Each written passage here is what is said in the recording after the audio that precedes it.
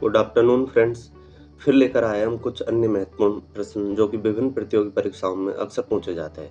जैसे कि first question देखते हैं हमारा कि संविधान के भाग 4 में क्या शामिल है। ऑप्शन दे रखा है मूल अधिकार, ग्राम पंचायत, मूल कर्तव्य या नीति निर्देशक तत्व। तो आपको सभी मैंने बार बार दोहराया है कि आपको सभी भाग याद होने चाहिए, तभी आप क्वेश्चन को टैकल कर सकते हैं। जैसे कि मूल अधिकार है, तो मूल अधिकार हमें याद है कि भाग 3 में इनका उल्लेख मिलता है। इसी प्रकार ग्राम पंचायत है, वो भाग 9 में मिलते हैं। इसी प्रकार मूल कर्तव्य है, वो भाग 4 ए में मिलते हैं और नीति निर्देशक तत्व है, वो भाग 4 में मिलते हैं। चलिए चलते हैं नेक्स्ट क्वेश्चन पर। राज्य निर्वाचन आयोग की नियुक्ति कौन करता है? तो मैंने आपको कई बार दोहराया है कि आपको ये कुछ चीज़ें हैं जो हमेशा निरंतर पूछी जाती है, जैसे कि संविधान के भाग इस भाग में क्या है, या फिर इसकी किसी संवैधानिक पद की नियुक्ति कौन करता है। ये ऐसे क्वेश्चन है जो बार-बार रिपीट होते रहते हैं। जैसे कि इसी क्वेश्चन को देख लीजिए कि राज्य निर्वाचन आयोग की नियुक्ति कौन करता है। ऑप्शन दे रखे हैं। फर्स्ट ऑप्शन है राष्ट्रपति, सेकंड है राज्य सरकार, थर्ड है मुख्यमंत्री, फोर्थ है राज्यपाल। तो आपको सबसे पहले क्वेश्चनों में जो ऑप्शन दे रखा होता है वो ऑप्शन में से उनको ऑप्शनों को हटाना आना चाहिए। जैसे कि अब राज्य निर्वाचन आयोग है, तो इसमें है कि ज़्यादा चांस बनते हैं कि उसकी नियुक्ति राज्य सरकार या राज्यपाल इनमें से करे, लेकिन ये हमेशा आवश्यक नहीं है। जैसे देखते हैं, ऑप्शन फर्स्ट है राष्ट्रपति। तो राष्ट्रपति राज्य निर्वाचन आयोग की नियुक्ति नहीं करते हैं। हालांकि राज्य निर्वाचन आयोग को हटाते राष्ट्रपति है। इसी प्रकार राज्य सरकार है, वो भी राज्य निर्वाचन आयोग की नियुक्ति नहीं करती है। मुख्यमंत्री है, वो भी राज्य निर्वाचन आयोग की नियुक्ति नहीं करते हैं। राज्यपाल है, वो राज्य निर्वाचन आयोग की नियुक्ति करते हैं। लेकिन ये बात याद रखिए कि राज्यपाल राज्य सरकार की सलाह पर ही राज्य निर्वाचन आयोग की नियुक्ति करते हैं। चलिए नेक्स्ट क्वेश्चन की तरफ चलते हैं। नेक्स्ट क्वेश्चन है जिला न्यायाधीश की नियुक्ति कौन करता है। ऑप्शन दे रखा, फर्स्ट राष्ट्रपति, सेकंड है सर्वोच्च न्यायालय, थर्ड है उच्च न्यायालय या फोर्थ है राज्यपाल।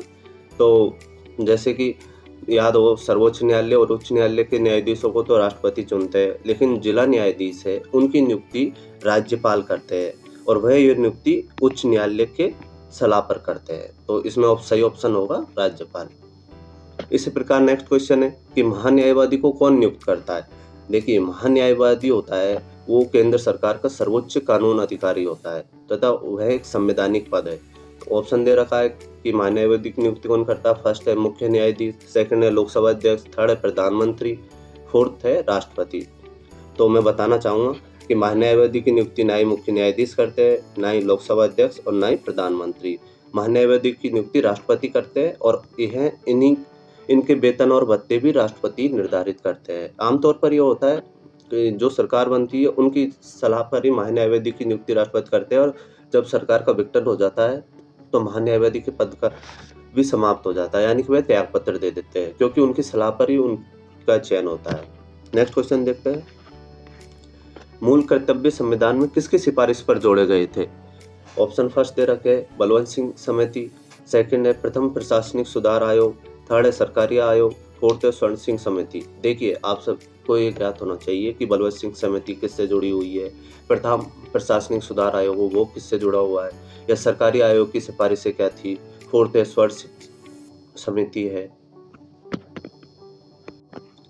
ये सभी समितियां और सुधार आयोग, इनकी सिफारिशों को आपको याद रखना चाहिए। तो इसका मूल कर्तव्य संविधान में किसकी सिफारिश पर जोड़े गए, इसका सही आंसर होगा स्वर्ण सिंह समिति का, जो कि इंदिरा गांधी के शासनकाल के समय जोड़े गए थे।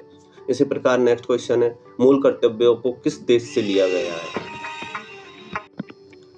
क्वेश्चन है हमारा, मूल कर्तव्यों को किस देश से लिया गया है। ऑप्शन दे रखा है, first France, second England, third America, fourth रूस। तो मूल कर्तव्य है वो ज़्यादातर साम्यवादी देशों में अपनाए गए। तो इसका आंसर आपको वैसे ही ज्ञात हो जाना चाहिए कि फ्रांस है वो पूंजीवाद देश है, ब्रिटेन है वो तो पूंजीवाद देश का अग्रणी रहा है, अमेरिका जो वर्तमान में पूंजीवाद देशों का अग्रणी देश है, और फोर्थ रशिया है, रूस है, वो साम्यवादी देश है, समाजवादी देश है। तो मूल कर्तव्य रशिया से अपनाए गए। नेक्स्ट क्वेश्चन है अनुच्छेद 356 में क्या प्रावधान है। देखिए, कुछ अनुच्छेद होते हैं जो आपको याद रखने चाहिए। मैं ये नहीं कहता कि सभी अनुच्छेद आपको याद होने चाहिए, लेकिन कुछ अनुच्छेद है जो आपको अवश्य याद रखने चाहिए। जैसे कि अनुच्छेद 356 में क्या प्रावधान है। तो ऑप्शन दे रखा है राष्ट्रीय आपातकाल का, या वित्तीय आपातकाल का, थर्ड है मार्शल लॉ का, या फोर्थ राष्ट्रपति शासन का।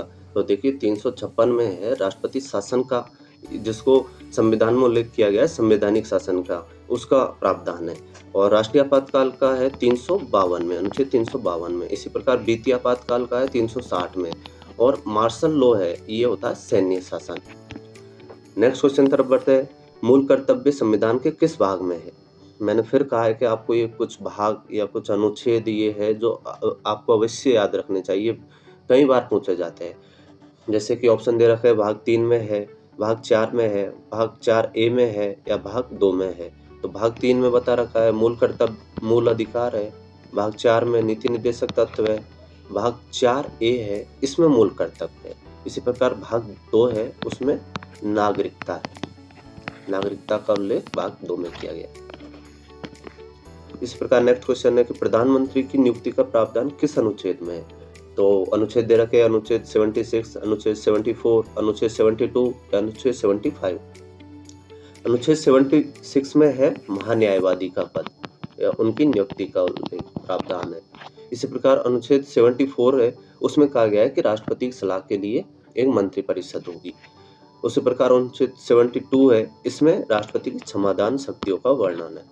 अनुच्छेद 75 है उसमें कहा गया है कि राष्ट्रपति प्रधानमंत्री की नियुक्ति करेगा और प्रधानमंत्री की सलाह पर अन्य मंत्रियों की नियुक्ति करेगा। नेक्स्ट क्वेश्चन तरफ चलता है कि राष्ट्रपति की अध्यादेश जारी करने की शक्ति किस अनुच्छेद में है? अनुच्छेद दे रखे अनुच्छेद 61, अनुच्छेद 72, अनुच्छेद 111, अनुच्छेद 123। तो अनुच्छेद 61 में है राष्ट्रपति पर महाभियोग लगता है जिसके द्वारा उसको पद से हटाया जा सकता है, उसकी प्रक्रिया का उल्लेख है। इसी प्रकार अनुच्छेद अभी बताया कि राष्ट्रपति की क्षमादान की शक्तियां है। अनुच्छेद 111 है वो राष्ट्रपति की वीटो शक्ति है जिसके द्वारा वह किसी पर अपनी स्वीकृति देता है या रोकता है। अनुच्छेद 123 है वो राष्ट्रपति की अध्यादेश जारी करने की शक्ति है। चलिए नेक्स्ट क्वेश्चन तरफ चलते हैं कि राष्ट्रीय वित्त आयोग का गठन कौन करता है? ऑप्शन दे रखा है राष्ट्रपति, सेकंड है केंद्र सरकार, थर्ड है सर्वोच्च न्यायालय, फोर्थ है संसद। अब ये सारे ऑप्शन एक दूसरे से जुड़े हुए हैं, लेकिन आपको इस क्वेश्चन के अनुसार जो अनुच्छेद जो ऑप्शन दे रखे हैं उनके अकॉर्डिंग सही आंसर देना है। तो जैसे कि राष्ट्रपति है वो राष्ट्रीय वित्त आयोग का गठन करते हैं, लेकिन वह केंद्र सरकार की सलाह पर ही यह कार्य करते हैं। इसी प्रकार संसद है वो राष्ट्रीय वित्त आयोग के गठन, उसकी संरचना, उसके लिए प्रावधान बनाती है। नेक्स्ट क्वेश्चन है किस अनुच्छेद के तहत राज्यपाल अध्यादेश जारी करते हैं? तो मैंने बताया फिर अनुच्छेद दे रखे हैं अनुच्छेद 72, अनुच्छेद 161, अनुच्छेद 213, अनुच्छेद 200, 72 फिर क्षमादान की शक्ति राष्ट्रपति की। उसी प्रकार अनुच्छेद 161 है ये राज्यपाल की वीटो की शक्ति है जैसे राष्ट्रपति की 111 में दे रखी है। उसी प्रकार अनुच्छेद 213 है वो राज्यपाल के अध्यादेश जारी करने का उल्लेख करता है। आप इसको ऐसे भी याद कर सकते हैं कि 123 राष्ट्रपति की है और इसको अगर उल्टा करके करा जाए कि 213 ये राज्यपाल की है। अनुच्छेद 200 है वो राज्यपाल जो अब विधेयकों पर स्वीकृति देता है उसका उल्लेख किया गया है। मैं एक अपनी गलती सुधारना चाहूँगा यहाँ पर कि अनुच्छेद 161 है वो राज्यपाल की क्षमादान शक्तियों का उल्लेख करता है, माफ कीजिएगा। तो धन्यवाद। कुछ और प्रश्न लेकर अगले वीडियो में आएंगे। अगर आपको अच्छे लगे तो लाइक शेयर कमेंट करके बताएं और कुछ सुझाव दें। धन्यवाद।